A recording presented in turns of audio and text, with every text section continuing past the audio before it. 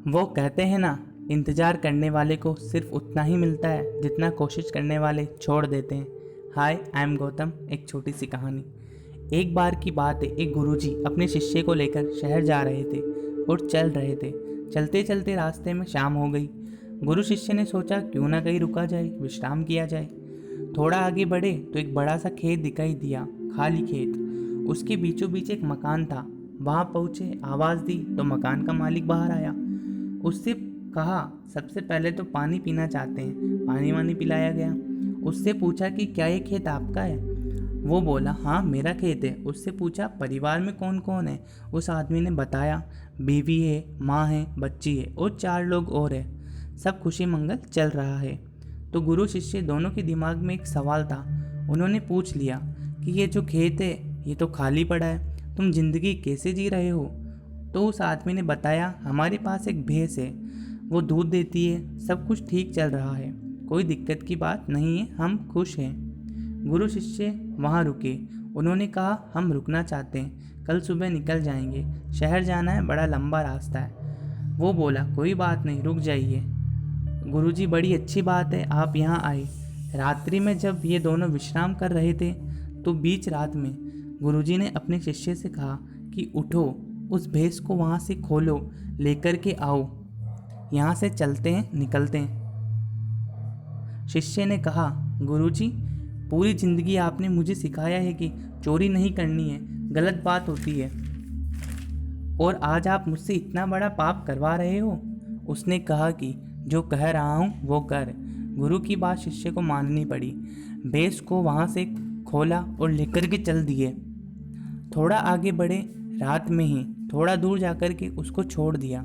शहर पहुंच गए। शिष्य अपने काम धंधों में लग गया, गुरुजी अपनी ज़िंदगी जीने लगे। 10-12 साल बीत गए, लेकिन शिष्य के मन में एक गिल्ट रह गया कि मेरे गुरु ने मुझसे इतनी बड़ी चोरी करवा दी, इतना बड़ा पाप करवा दिया। एक इंसान जो अपनी ज़िंदगी एक भैंस की वजह से जी रहा था, उसके जीने की वजह उससे चुरा ली। वो गिल्ट में जीने लगा। वो बड़ा बिजनेसमैन बन गया। बिजनेसमैन था, पैसे वैसे कमा लिए, तो सोचा क्यों ना इस पैसे का सही इस्तेमाल किया जाए, उसकी मदद की जाए। इतने सालों के बाद मैं वापस उसी जगह पर पहुंचा, लेकिन उसे वो जगह कुछ बदली बदली सी लगी। बड़ा शानदार सा बगीचा, बड़ा शानदार सा मकान, चारों तरफ खेत, फसल लहरा रही। सोचा कि शायद वो आदमी तो चला गया होगा, उसकी तो ज़िंदगी बर्बाद हो गई।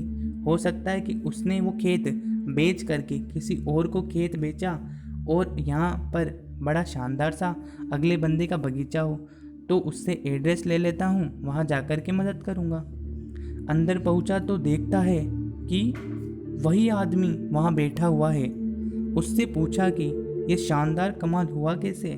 उसने कहा कि क्या बताऊँ, गुरुजी के साथ आप उस दिन आए थे और बड़ी बुरी किस्मत रही, उसी रात को हमारी भैंस चोरी हो गई। भैंस चोरी होने के बाद हमने सोचा कि सब कुछ लुट गया, जिंदगी बर्बाद हो गई, क्या करें? तो मैंने लकड़ी काट कर बेचना शुरू किया। उसके बाद मुझे लगा कि इससे तो जीवन यापन चलेगा नहीं, तो थोड़ा पैसा इकट्ठा किया, फिर खेत में बीज बीज बोए, फसल उगाना शुरू किया, फिर और फसल उगाना शुरू किया। धीरे धीरे हमारी कमाई बढ़ने लगी।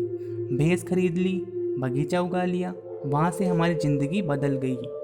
अगर उस रात को भैंस चोरी नहीं होती तो हम वैसे ही जी रहे होते जैसे जी रहे थे।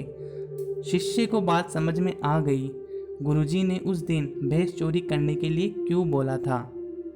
मैंने आपसे वही कहा कि इंतज़ार करने वाले को उतना ही मिलता है जितना कोशिश करने वाले छोड़ देते हैं। कई बार हम उसी ज़िंदगी को जी रहे होते हैं जो ज़िंदगी जीते आ रहे हैं, और हमें लगता है शायद इसके आगे हमारी ज़िंदगी में कुछ है ही नहीं।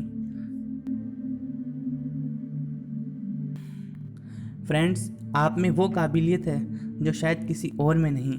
इसलिए आपसे कहता हूँ, कर दिखाओ कुछ ऐसा कि दुनिया करना चाहे आपके जैसे। सो फ्रेंड्स, ऐसी ही नई कहानियाँ सुनते रहने के लिए हमारे चैनल को सब्सक्राइब करिए एंड बेल आइकन को ज़रूर प्रेस करिए, ताकि नई लेटेस्ट कहानियाँ आप तक सबसे पहले पहुँच सके। And thank you for watching video.